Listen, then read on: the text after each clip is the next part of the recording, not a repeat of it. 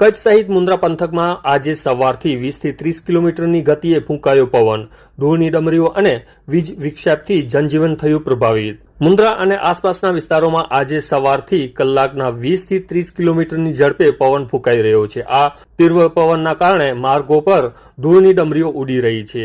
ધૂળના કારણે નાના વાહન ચાલકો અને રાહદારીઓની દ્રશ્યતા ઘટી છે, જેનાથી તેમને ભારે મુશ્કેલી પડી રહી છે. ખાસ કરીને મુન્દ્રા અદાણી પોર્ટ વિસ્તારમાં રસ્તાઓ ધૂળિયા વાતાવરણમાં ફેરવાઈ ગયા છે, જેના કારણે વાહન ચાલકોને હાલાકી ભોગવી પડી રહી છે.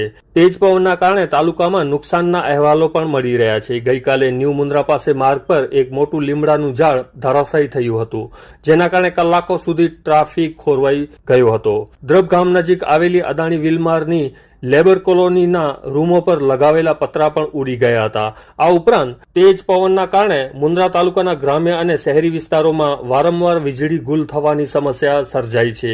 વીજળીના વિક્ષેપને કારણે લોકો ગરમી અને બફારાનો સામનો કરી રહ્યા છે.